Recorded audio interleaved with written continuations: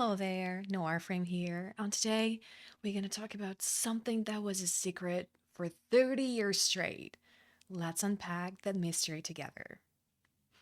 In the basement of a quiet suburban home on Long Island, New York, sat a massive rust covered metal barrel, hundreds of pounds heavy. Over the years, the house changed owners. The barrel didn't. For 30 straight years, nobody opened it.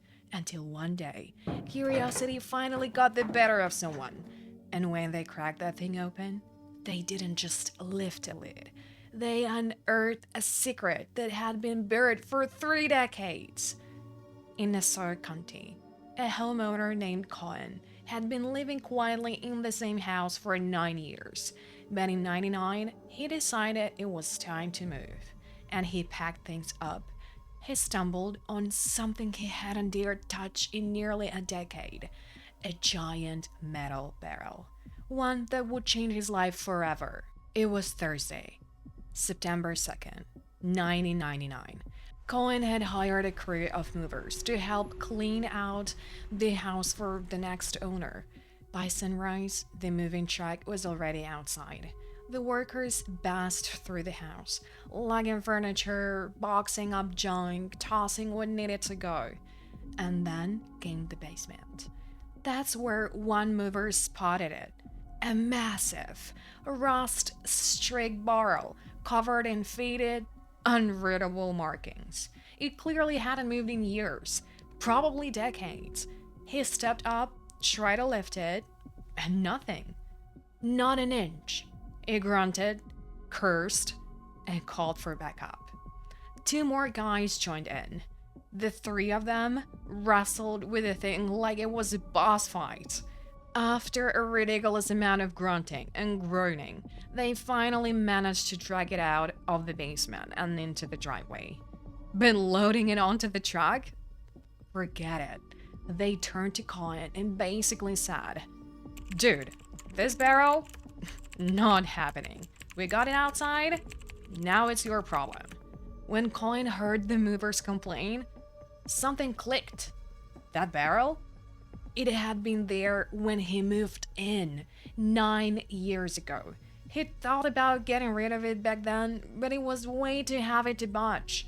And honestly, it looked like the kind of thing that might contain toxic waste or a lawsuit. So he just left it alone. Out of sight, out of mind for almost a decade. But now, standing face to face with it again, Coin's curiosity was too strong to ignore. What could possibly be inside something that heavy and that forgotten? So naturally, he did what any curious homeowner would do in a situation like this. He grabbed a crowbar. Out on the driveway, he started prying the lid open. It took some effort, but eventually he cracked it just enough for something. Well, something horrific to hit him straight in the nose. The smell.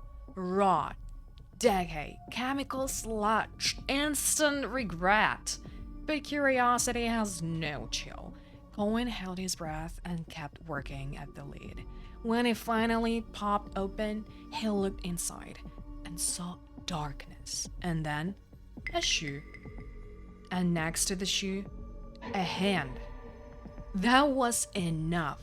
He stumbled back, heart racing, and sprinted into the house to call 911.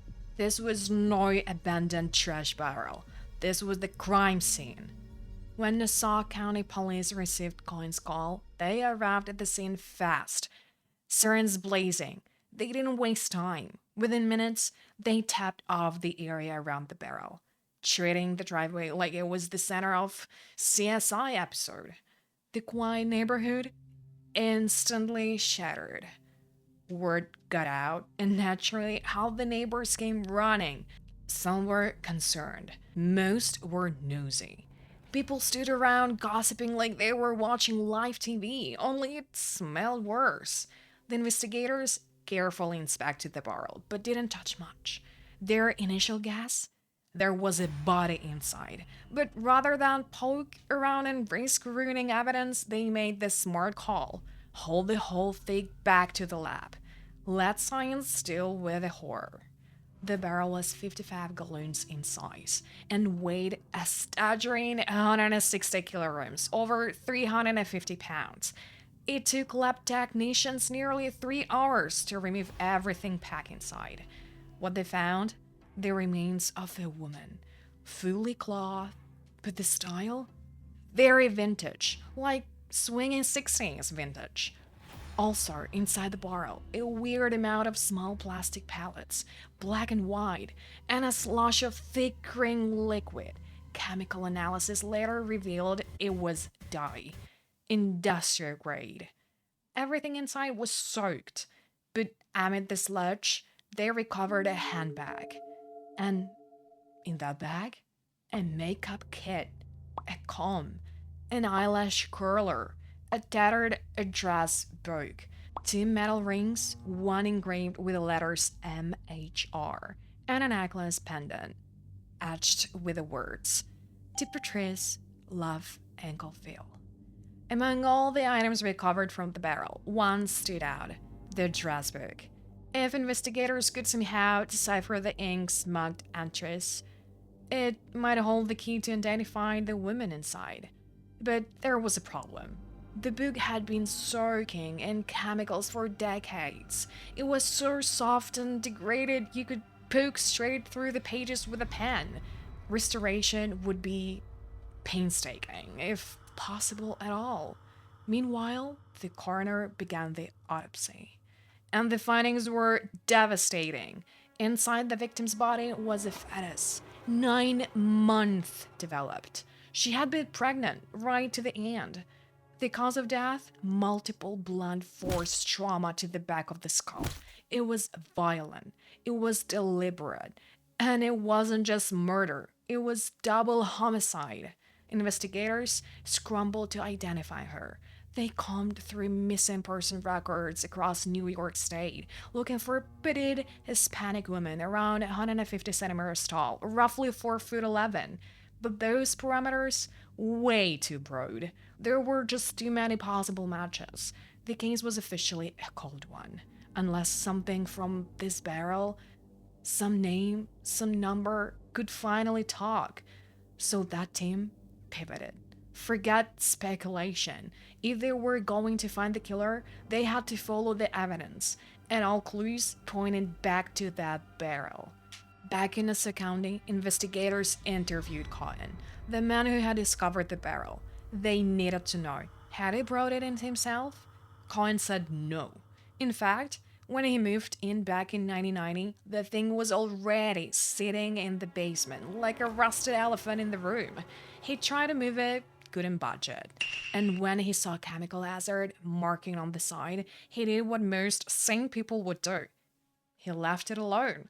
He seemed credible, calm, no red flags.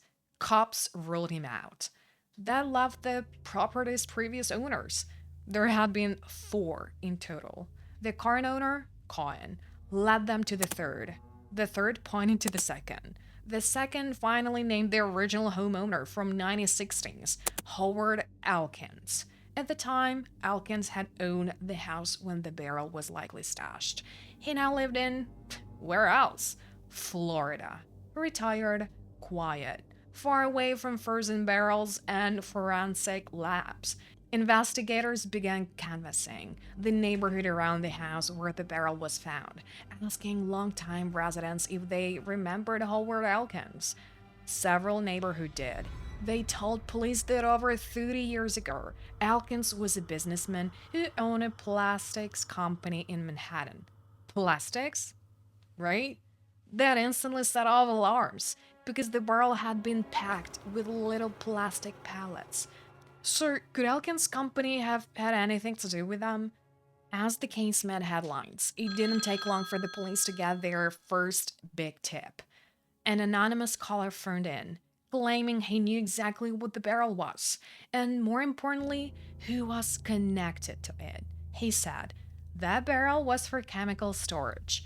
I don't know who the woman is, but I know a guy named Howard Elkins. He used to be a partner in a fake plant company, and back in the 60s, he was having an affair with a woman who worked there. The name? The company? The timeline, it all aligned with their prime suspect. Melrose Plastics was long defunct. Elkins had since moved to Florida, retired, quiet. But the trail had just heated up. Armed with a growing body of evidence, detectives decided it was time for a chat. They flew down to Elkins' Florida residence. Now in his 70s, he greeted the police with all the warmth of someone who knows exactly why they're here. He was tense, but let them in. Inside, they pulled out a photo of the barrel and asked, "Did your factory ever use containers like this?" Elkins, "Nope, never saw that type before." "How about grain dye? You guys ever use that?" "Never needed, didn't use that stuff." Which the detectives knew wasn't true. They'd already reviewed suppliers' records and all manufacturing logs. Elkins' denials were shaky, overly broad, and weirdly rehearsed.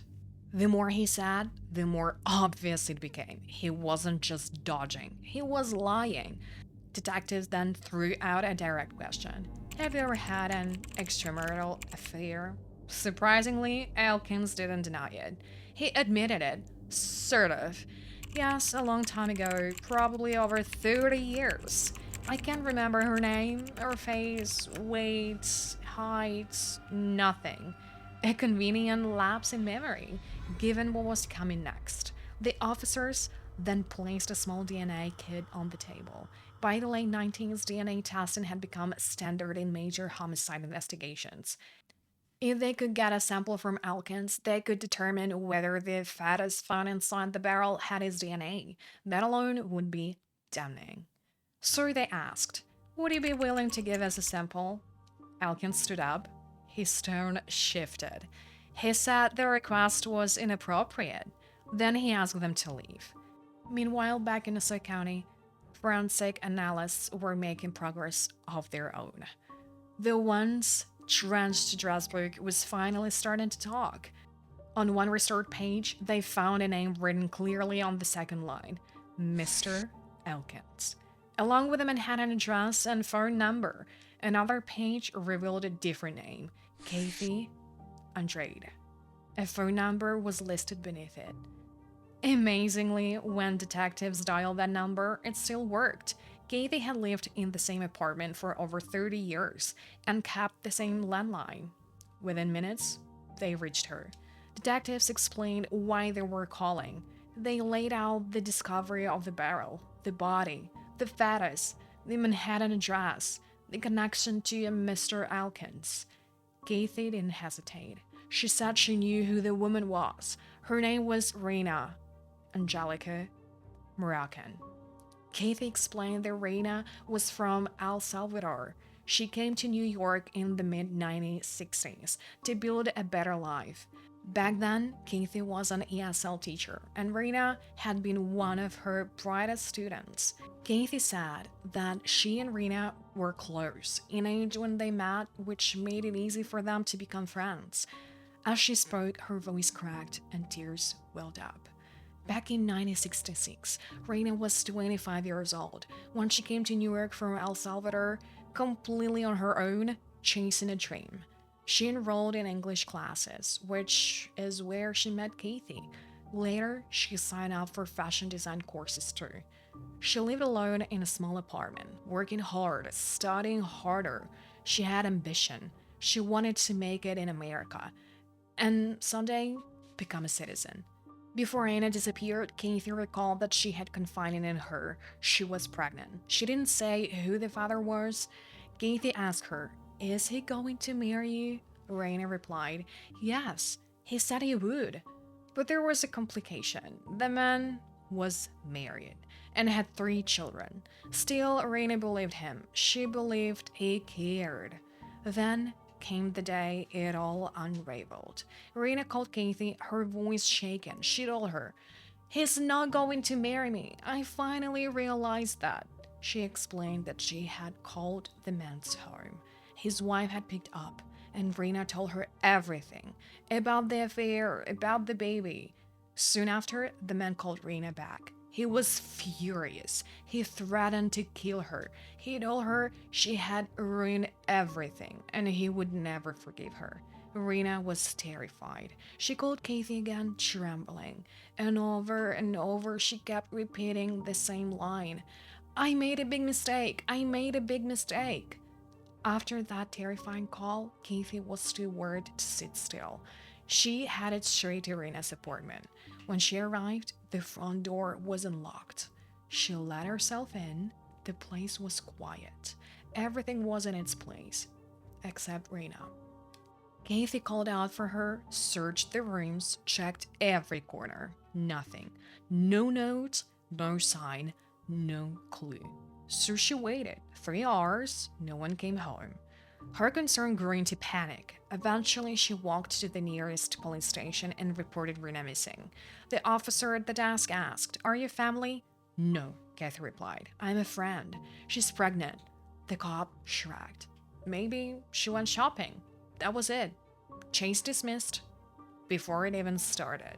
Kathy had considered telling them about the threatening phone call, about the married man, but she didn't know his name, and back then, protecting Rena's dignity seemed more important than accusing a mystery man with a wife and kids. So she kept quiet, and Rena never came home. Days turned into weeks, weeks into months. Years passed. No trace, no answers, no justice. Rena had vanished, swallowed by a secret. And it would take 3 decades and a rusted barrel to bring her story back to light. Investigators believed they had finally reconstructed what had happened. Howard Elkins, co-owner of the plastic plant, had been having an affair with one of his employees, Rena, 12 years his junior. On the night she disappeared, they believe Elkins lured Rena to the factory. There, he attacked her. He then transported her body to his home in Nassau County, Long Island. His next move? Likely dump the body at sea. He placed Rena's body into a barrel, once used for dye, to ensure it would sink. He filled the rest with plastic filler from his own factory. He sealed it, thought that was the end of it. But he miscalculated. The barrel was too heavy, over 350 pounds. He couldn't lift it onto a boat by himself, so instead he rolled it into the basement and left it there for 30 years. If not for Colin's curiosity, that barrel might still be sealed today. Now, Elkin was officially the prime suspect. And in New York, there is no statute of limitations for murder. Police began filing for a court order to obtain his DNA, but before they could serve it, something happened. Elkin's wife called 911. Her husband's wallet was sitting at home, but he was gone. Shortly after, Elkins was found dead inside a neighbor's garage, in the backseat of a friend's car. Blood pooled around him. A rifle lay by his side. No note, no confession, just a silent exit. The police labeled it a suicide. The timing was no coincidence. They sent a sample of Elkin's blood to the North Carolina crime lab. When the results came back, there was no doubt. A 99.93% match to the fetus found in Rena's womb. Howard Elkins was the father. Howard Elkins was the killer. The Burrows had finally spoken. And after 30 years in the dark, Sir had justice. The case caught national attention. Among those following it closely was Newsday reporter. After the killer's identity was confirmed, he wanted to find Rena's family, someone who had waited decades without answers. He traced her roots to a small city in center El Salvador called San Martin. There, after days of asking around, he found her mother. She was 92 years old. When she heard the truth, what had happened to her daughter, and where she had been all this time, she broke down in tears. For 30 years, she had prayed for news. She said her greatest wish in life had always been simple: to see Rena's face one more time. She never got that chance. Rena had lost her life to immense cowardice and betrayal. She had believed him, and in the end, she paid with everything. Among the evidence found in the barrel between the last pages of her address book, There was a note, a small, handwritten piece of paper. Most believe she wrote it herself, likely to Elkins. Maybe hoping to soften the consequences. Maybe Seal's trying to protect someone who never deserved it. It read, "Don't be mad. I told the truth." And that's it for today. If you enjoyed the story, don't forget to like, subscribe, and hit that bell. See you on the next one. Bye. How should we finish?